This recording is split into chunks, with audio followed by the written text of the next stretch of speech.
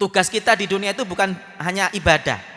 Banyak yang salah paham yang menganggap tugas manusia itu hanya ibadah. Itu benar, tapi kurang tepat.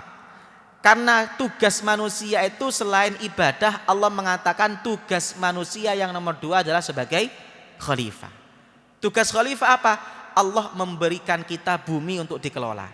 Bermuamalah bukan hanya mencari uang, tetapi ibadah, visi khalifah, dan yang nomor 2 harus menyeimbangkan antara ibadah dengan bekerja.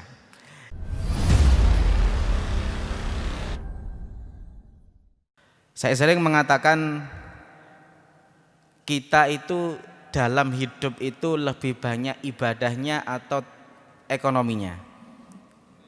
Ekonominya. Ibadah kita jatahnya satu hari berapa kali? Satu hari mungkin kalau sholat 5 waktu, kalau satu sholat itu 5 waktu, satu sholatan itu 5 menit saja, itu 5 menit sudah lumayan lama. Kalau umpama sholat, satu kali sholat kita 5 waktu itu adalah 5 menit, berarti jatah sholat kita itu satu hari satu malam cuma 25 menit, tidak sampai setengah jam. Kalau ditambah dengan sholat sunnah mungkin setengah jam. Sedangkan jatah kita bermuamalah dalam satu hari berapa kali? Minimal kalau kita kerja normal itu mulai dari jam 7 sampai jam 4, 8 jam. Itu kalau pulang belum lagi HP masih aktif. Kadang-kadang urusan kantor masuk ke dalam rumah. Artinya jatah untuk muamalah, jatah untuk dunia kita sehari semalam itu bisa 8 sampai 10 jam. Pertanyaan saya simpel. Jatah muamalah kita yang 10 jam, ilmu kita sampai mana? Kita dalam satu hari satu malam bermuamalah itu mungkin 8 sampai 10 jam. Tapi ilmu kita untuk muamalah sampai mana? Apakah sudah cukup ilmu kita dalam bermuamalah atau tidak? Ini perlu pola jamaah yang saya sampaikan. Kenapa kok ini perlu? Karena saya sering mengatakan begini, Umar bin Khattab itu pernah bersabda begini, la yabi' fi suqina illa man tafaqqah wa illa akalar riba sya'a am aba. Sayyidina Umar itu pernah ketika beliau keliling pasar, beliau kemudian mengatakan jangan sampai ada yang bertransaksi, jangan sampai ada yang berbisnis, jangan sampai ada yang berniaga di pasar Madinah kecuali orang yang ngerti ilmu fikih, kecuali orang yang ngerti bagaimana bermuamalah. Kenapa? Karena kalau dia tidak ngerti bertransaksi, karena kalau dia tidak ngerti ilmunya kemudian dia melakukan bisnis, maka kata Sayyidina Umar, wa illa akalar riba sya'a am aba. Dia akan makan riba sengaja atau tidak sengaja. Kita satu hari satu malam itu 8 sampai 10 jam. Ilmu kita seberapa? Maka ini hati-hati. Kenapa? Saya sering mengatakan, kemarin pernah saya sampaikan di grup, bahwasanya besok la tazulu qadama 'abdin yaumal qiyamah illa yus'al an arba'. Tidak ada manusia kecuali ketika menghadap kepada Allah Subhanahu wa taala dia akan dimintai pertanggungjawaban tentang 4 hal. Apa 4 hal itu? An umrih, umur kita. Yang nomor 2 adalah wa'an jasadih, jasad kita. Yang ketiga, ini pertanyaannya yang agak berat. Wa'an malihi, akan dimintai pertanggungjawaban tentang harta benda kita. Pertanyaan harta benda itu 2. Apa? Min ainak tasabah, dari mana sumbernya, wa fima anfaqoh, untuk apa digunakan. Jadi setiap rupiah yang kita hasilkan itu harus bisa mempertanggungjawabkan 2 pertanyaan. Di mana dia peroleh, dengan cara apa dia peroleh, untuk apa dia gunakan. Dan ini perlu diilmui. Karena kalau cara memperolehnya tidak diilmui, kata Sayyidina Umar bin Khattab, wa illa akalar riba, dia akan terjerumus ke riba sengaja atau tidak sengaja. Makanya ilmu tentang muamalah itu penting. Cuma sayang banyak sekali masjid-masjid, banyak sekali beberapa majelis taklim yang jarang membahas fikih muamalah. Padahal ini tiap hari kita lakukan bermuamalah. Padahal tiap pagi sampai sore kita melakukan muamalah. Tapi ilmunya jarang disampaikan. Makanya inilah pentingnya kita belajar tentang prinsip-prinsip dasar fikih muamalah. Sayyidina Ali juga pernah bersabda begini, manittajara bi ghairi fiqhin faqad irtatama fir riba tsumma irtatama. Barang siapa yang berbisnis, berniaga, bertransaksi tapi dia tidak mengetahui ilmu fikih, terutama fikih muamalah, maka Sayyidina Ali bersabda, maka ia pasti terjerumus ke dalam riba, sengaja atau sengaja, dia tidak kerasa atau dia merasa. Inilah pentingnya belajar fikih muamalah. Maka Anda perlu belajar fikih muamalah, itu perlu Anda pahami. Bagaimana cara transaksi yang benar, bagaimana cara jual beli yang benar, bagaimana cara bertransaksi dengan partner yang benar, itu perlu Anda pelajari. Karena kalau tidak, maka Anda akan terjerumus ke dalam riba. Para jamaah yang saya muliakan, ini sekilas kalau kita melihat syariah, Al-Quran dan hadis itu isinya ada yang berisi akidah, ada yang berisi amaliyah atau syariah, ada yang berisi akhlak. Maka kalau kita lihat Al-Quran hadis itu isinya 3, akidah, amaliyah atau hukum-hukum syariah, yang nomor 3 adalah akhlak. Maka kemudian hukum-hukum itu kalau kita bagi secara garis besar ada 2. Ada hukum yang berkaitan dengan ibadah, seperti kita sholat, seperti kita puasa, seperti kita haji dan lain sebagainya. Ada hukum-hukum yang berkaitan dengan muamalah, bagaimana kita nanti bertransaksi, bagaimana kita berhubungan sesama orang, itu namanya muamalah. Lah, yang namanya ibadah, hukum yang terkait dengan ibadah dan muamalah inilah yang dikatakan syariat secara khusus. Jadi kalau kita istilah syariat secara khusus itu adalah hukum-hukum yang berkaitan tentang amaliyah kita, yaitu ibadah kita atau muamalah. Inilah kemudian kita perlu yang namanya ijtihad. Ini ijtihad, dan ijtihad inilah kemudian melahirkan fikih. Jadi jangan salah sangka. Saya sering mengatakan banyak orang yang salah sangka. Kenapa? Mengatakan fikih itu berarti tidak ikut Al-Quran dan hadis. Ini juga keliru. Karena setiap yang namanya ulama berpandangan fikih itu pasti landasannya adalah Al-Quran hadis yang kemudian disarikan dengan proses ijtihad, maka kemudian melahirkan yang namanya fikih. Jadi orang yang mengerti fikih itu secara tidak langsung adalah mengikuti Al-Quran dan hadis. Jadi jangan dipisah. Karena sekarang banyak faham yang memisah. Ini fikih, ini Al-Quran hadis. Kalau ikut fikih berarti tidak ikut Al-Quran hadis. Ini salah. Fikih itu adalah intisari yang kemudian diistimbat, diambilkan dari sumber utamanya yaitu Al-Quran hadis. Maka kemudian muncul yang namanya fikih. Lah fikih ini kalau kita bagi nanti ada namanya fikih muamalah, ada namanya fikih ibadah. Fikih ibadah itu banyak, terutama fikih puasa, fikih sholat, fikih haji, fikih zakat. Sedangkan fikih muamalah itu juga banyak. Ada fikih yang berkaitan tentang tata negara atau kita kenal dengan fiqhus siyasah. Ada fikih yang berkaitan dengan manusia, hukumannya, hubungannya manusia dengan harta benda, atau kita kenal dengan fikih muamalah maliyah. Ada yang kaitannya dengan interaksi kita dengan perempuan yang halal, interaksi kita dengan suami istri yang dikenal dengan fikih munakahah. Ada yang namanya fikih yang berkaitan tentang hukum acara atau yang dikenal dengan fikih murafaat. Ada yang kemudian fikih yang berkaitan dengan pidana atau yang dikenal dengan fiqhul jinayah. Ada yang fikih yang mengatur tentang hukum waris yang dikenal dengan fiqhul mawaris atau ilmu faraid. Jadi fikih muamalah itu kalau kita kelompokkan itu banyak. Tapi yang kita pelajari adalah yang ini nanti. Fikih muamalah maliyah, fikih muamalah yang terkait dengan harta benda. Insya Allah nanti juga kalau ada waktu kapan-kapan kita perlu belajar fikih mawaris. Karena ini kata Rasulullah SAW, ilmu pertama kali yang dicabut itu adalah ilmu mawaris. Ini namanya fikih. Bun. Ini kemudian bagaimana sumber hukum fikih muamalah itu kemudian menjadi sebuah sumber yang kemudian ditelurkan yang namanya hukum-hukum. Ini namanya Al-Quran hadis. Proses ijtihad itu di sini.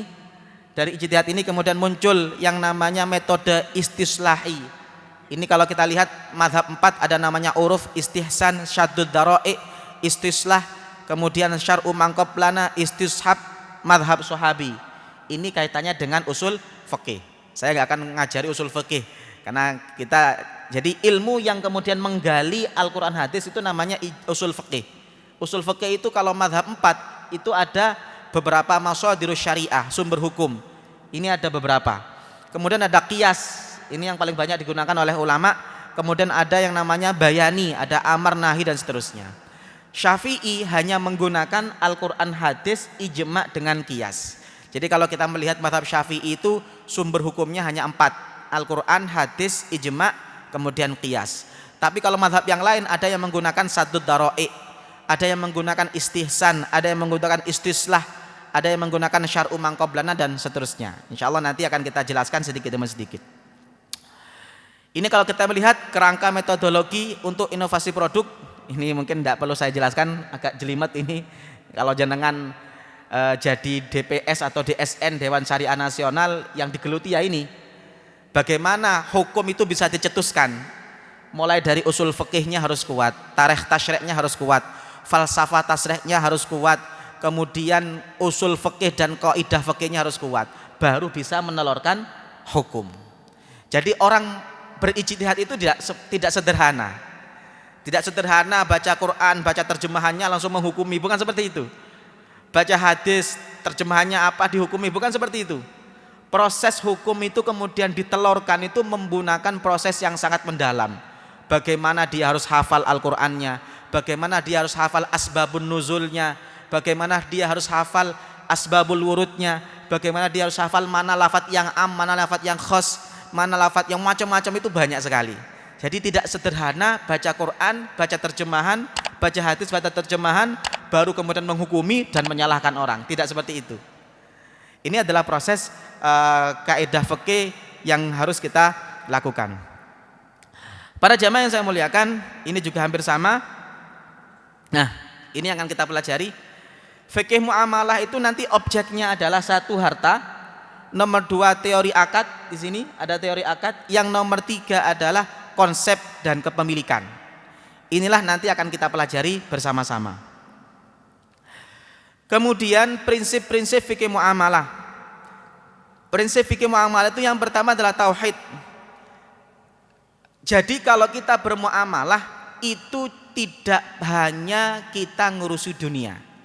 Makanya kenapa dalam Al-Quran itu Allah sering menyebutkan kata tijarah, Allah sering menyebutkan kata be', Allah sering menyebutkan kata syira'. Karena pada dasarnya ketika kita bermuamalah, prinsip utamanya adalah muamalah itu untuk ibadah. Makanya saya sering mengatakan orang bekerja itu bukan hanya cari uang. Ini yang perlu Anda pahami. Kalau Anda hanya bekerja, hanya cari untuk uang, maka uang yang Anda hasilkan hanya akan menghasilkan kotoran yang Anda makan, akan menjadikan pakaian yang kemudian akan lusuh dan lain sebagainya. Tapi berbeda dengan orang ketika dia bermuamalah, bekerja, kemudian dia niatnya ibadah. Maka saya sering mengatakan kepada Anda, kalau Anda bekerja pagi hari, jangan lupa niatnya ditata. Anda pulang, Anda kemudian berangkat dari rumah, mengeluarkan kaki, itu jangan lupa niat. Ya Allah, saya niat untuk mencari rezeki Anda. Ya Allah, saya niat untuk menjemput rezeki saya. Karena orang yang kata Rasulullah SAW, man kharaja ala ayalihi fahuwa fi sabilillah. Orang yang setiap pagi keluar rumah untuk mencari nafkah untuk keluarganya, maka dia pada hakikatnya keluar di jalan Allah. Dia sama dengan jihad fi sabilillah. Jadi jangan salah, orang jihad itu bukan hanya angkat senjata. Orang jihad itu bukan hanya angkat pedang. Orang jihad itu bukan hanya angkat pistol. Orang jihad diantaranya adalah orang-orang yang setiap pagi dia keluar dari rumah dengan niat untuk menafkahi istrinya, untuk menafkahi keluarganya, maka dia setiap tetes keringatnya itu bernilai ibadah. Maka prinsip dasar muamalah yang perlu Anda pahami adalah prinsip tauhid, yaitu misi ibadah. Setiap Anda bertransaksi harus diniati visinya visi ibadah. Paham nggih? Anda berjualan, Anda berbisnis, visinya satu, ibadah. Kalau Anda hanya visinya cari uang, ya selesai. Uang Anda jadi makanan kemudian akan jadi kotoran. Uang Anda akan jadi pakaian kemudian akan jadi gombal. Itu yang namanya kalau tidak dinilai sebagai visi ibadah. Yang kedua para jamaah yang saya muliakan, prinsip muamalah yang kedua tauhid adalah misi khilafah. Kita oleh Allah Subhanahu wa taala, Allah berfirman, inni ja'ilum fil ardi khalifah. Sesungguhnya aku menurunkan manusia di bumi ini sebagai khalifah. Apa tugas khalifah? Tugas khalifah adalah mengelola isi bumi. Jadi kalau Anda bermuamalah, Anda bekerja, Anda punya pabrik, Anda memproduksi, Anda berniaga, prinsipnya adalah menjalankan perintah Allah sebagai khalifah di muka bumi. Paham nggih? Makanya umat Islam itu harus juga berusaha. Makanya saya sering mengatakan begini, tugas kita di dunia itu bukan hanya ibadah. Banyak yang salah paham yang menganggap tugas manusia itu hanya ibadah. Itu benar, tapi kurang tepat. Karena tugas manusia itu selain ibadah, Allah mengatakan tugas manusia yang nomor 2 adalah sebagai khalifah. Tugas khalifah apa? Allah memberikan kita bumi untuk dikelola. Maka seharusnya yang punya rumah sakit itu umat Islam. Karena itu tugasnya umat Islam sebagai khalifah. Yang punya tambang itu seharusnya umat Islam. Karena tugas umat Islam adalah sebagai khalifah untuk mengelola bumi. Yang punya pasar itu seharusnya umat Islam. Yang punya perumahan besar itu seharusnya umat Islam. Jadi umat Islam itu bukan hanya ke masjid. Tugas Anda adalah bagaimana mengelola bumi, itu tugas Anda. Bagaimana ada pasar Anda kelola, bagaimana ada tanah Anda kelola, bagaimana kemudian tanah Allah yang begitu luas ini kemudian Anda kelola, itu tugas Anda sebagai khalifah. Maka prinsip dasar ini harus Anda pahami. Ketika kita bermuamalah, bukan hanya kita mencari uang, tapi prinsip yang kedua adalah sebagai khalifah. Yang ketiga adalah prinsip akhlak, prinsip tauhid yang ketiga dalam muamalah adalah keseimbangan spiritual dan material. Jadi bagaimana ibadah dan sholat kita itu seimbang. Makanya para jamaah yang saya muliakan, sahabat itu dulu banyak yang menjadi pedagang. Ada namanya satu kitab judulnya Fiqhul Tajir Al-Muslim, fikih pengusaha muslim. Itu disebutkan sahabat-sahabat itu semuanya pedagang. Di antaranya Abu Bakar. Abu Bakar itu adalah sahabat paling mulia setelah Rasulullah. Jadi Rasulullah SAW orang yang paling mulia setelah beliau adalah Abu Bakar. Abu Bakar itu pedagang. Siang dia berdagang, malam dia beribadah. Umar bin Khattab juga pedagang. Hampir semua sahabat-sahabat itu menjadi khalifah. Ada yang berdagang, ada yang kemudian menjadi petani dan sebagainya. Inilah prinsip yang harus kita pahami. Bermuamalah bukan hanya mencari uang, tetapi ibadah, visi khalifah, dan yang nomor 2 harus menyeimbangkan antara ibadah dengan bekerja. Yang ketiga prinsip muamalah adalah akhlak. Maka dalam muamalah itu akhlak penting. Di antaranya adalah kejujuran. Makanya Rasulullah SAW bersabda, at-tajirus saduqul amin ma'an nabiyyin wasyuhada wassolihin. Pedagang yang jujur dan Islam itu akan bersama Rasulullah, akan bersama para nabi dan para syuhada. Coba bayangkan, kita itu kalau punya usaha besar dikelola dengan jujur, kita nanti di surganya bareng para nabi, bareng para syuhada, setingkat dengan surganya orang-orang yang mati syahid di jalan Allah. Maka perlu Anda pahami ini bersama. Yang nomor 2 adalah keterbukaan. Keterbukaan itu adalah kalau ada yang cacat harus kita sampaikan. Makanya ada kisah menarik menurut saya, Abu Hanifah. Abu Hanifah itu termasuk orang yang menurut saya istimewa. Kenapa? Beliau itu seorang ulama besar. Bahkan beliau terkenal sebagai mujtahid mutlak. Dan beliau juga punya pasar. Beliau punya dagangan di pasar. Beliau itu dagang. Di antara dagangannya adalah dagangan kain. Abu Hanifah ini pernah bekerja sama dengan temannya yang bernama kalau nggak salah Syakik. Jadi temannya itu dagang ke Mesir. Abu Hanifah punya kain sekitar 70-an. Abu Hanifah kemudian bilang, ini tolong kain saya Anda jalankan. Anda jual ke Mesir. Kalau Anda keluar ke Mesir, tolong ini titip, saya punya dagangan, tolong dijualkan. Ketepatan di antara 70 kain itu ada 2 kain, ada 2 pakaian yang ada cacatnya. Mungkin ada yang robek sedikit dan macam-macam. Abu Hanifah sudah ngasih tanda, ini baju ini ada cacatnya, tolong nanti kalau dijual Anda jelaskan ini cacatnya. Sudah dibawa oleh Syakik ke Mesir. Setelah nyampe Mesir, yang namanya Syakik ini ketika bertransaksi saking nyamannya sampai lupa. Jadi pakaian yang dikasih tanda ada cacatnya ini lupa disampaikan. Maka kemudian Syakik ketika pulang dia bahagia, bilang sama Abu Hanifah, alhamdulillah dagangan kita laris, pakaian yang sampean bawakan ke saya semuanya ludes terjual. Apa kata Abu Hanifah? Abu Hanifah tidak tanya berapa untungnya. Pertama kali yang ditanyakan oleh Abu Hanifah bukan berapa omsetnya. Pertama kali yang ditanyakan oleh Abu Hanifah adalah, kemarin pakaian saya 70 itu ada 2 yang cacat, apakah sudah sampean sampaikan kepada pembeli kalau itu cacat?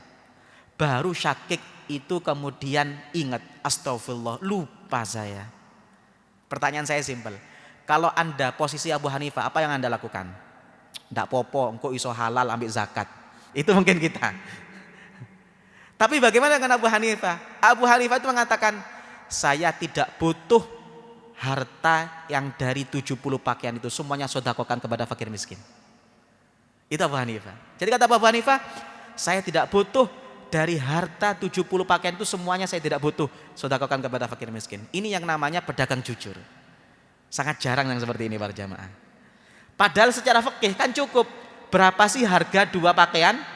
Oh, harga 2 pakaian umpama 400.000, ya sudah 400.000 saja disedekahkan. Tapi tidak dengan Abu Hanifah. Apalagi tipe-tipe kita. Tipe-tipe kita kan gampang. Berapa sih zakatnya? 2,5%. Ya sudah selesai. Itu tipe kita. Tapi tidak dengan Abu Hanifah. Tipe-tipe Abu Hanifah adalah orang yang sangat hati-hati dalam bermuamalah. Inilah yang kemudian saya katakan akhlak dalam bermuamalah. Ya meskipun kita tidak setingkat Abu Hanifah, mungkin terlalu eman, ya minimal kita harus niru sedikit-sedikit. Pun yang ketiga, prinsip bermuamalah adalah akhlak yang kedua adalah kasih sayang. Makanya Rasulullah SAW pernah bersabda, rahimallahum ro'an samhan idza ba'a, samhan idza ishtara, samhan idza qtada, samhan idza qada. Allah itu akan merahmati orang yang sangat samhan. Samhan itu apa? Gampangan. Bagaimana maksudnya gampangan? Kasih sayangnya bagaimana? Kalau dia membeli dia gampangan, kalau dia menjual dia gampangan. Maksudnya bagaimana? Kalau dia menjual, kalau dia dapat untung, dia tidak ambil untung yang banyak. Kalau dia membeli, dia tidak nawar seenaknya sendiri. Ini kan problem dua kita. Kita itu problem umat Islam itu mek ngedol larang, mek tuku nawari dak karuan. Itu kita. Nawar 5.000, selisih harga 5.000, ikut nawari iso sak jam. Itu kita. Paham nggih? Ini makanya Rasulullah SAW mengatakan rahimallahum ro'an samhan idza stara wa samhan idza ba'a. Allah itu sangat merahmati orang yang gampangan, orang yang murah, orang yang mempermudah. Bagaimana maksudnya? Kalau dia jual kepada saudaranya, dia menjual dengan murah, dia menjual dengan tidak memberatkan. Sebaliknya kalau dia jadi pembeli, dia kalau nawar tidak seenaknya. Samhan idza qada, ketika dia menagih hutang, dia juga menagih hutang dengan idza qada, dia menagihnya dengan mudah. Mek nagih ndak koyok malaikat maut. Sekarang kan banyak orang kalau nagih debt collector itu seperti malaikat maut datang ke orang yang mau meninggal. Garangnya itu melebihi garangnya malaikat maut. Dan kalau dia kemudian punya uang, punya hutang, dia juga samhan. Bagaimana samhan kalau kita punya uang? Ada orang kalau punya hutang itu harus tahu diri, Anda telah dibantu. Maka samhan idza qada idalah mengatakan bahwasanya murah dalam membayar hutang adalah kalau Anda punya hutang usahakan ngasih lebih. Paham nggih? Kalau dari orang yang menghutangi enggak boleh, tapi kalau dari orang yang menghutang itu diperbolehkan. Ini namanya kasih sayang. Akhlak dalam bermuamalah adalah samhan, mempermudah dan menggampangkan. Ini namanya samhan. Yang keempat adalah kesetia kawanan. Makanya Rasulullah SAW mengatakan, ana ahadus syariken malam yakhun ahaduhuma akhor. Aku akan selalu bersama dua orang yang berpartner. Aku akan selalu bersama dengan orang yang berkongsi selagi salah satunya setia kawan, tidak khianat kepada yang lain. Maka prinsip yang keempat adalah kesetia kawanan. Yang kelima adalah persamaan tanggung jawab profesional dan antarodin. Innamal bai'u antarodin, suka sama suka. Para jamaah yang saya muliakan, prinsip yang ketiga adalah prinsip hukum. Maka saya sering mengatakan hukum asal dalam muamalah itu al aslu fil muamalah al ibahah. Hukum asal dalam bertransaksi itu boleh, asalkan tidak bertentangan dengan syariat. Yang kedua adalah muamalat bertujuan untuk mewujudkan kemaslahatan. Objek muamalah harus halal dan baik.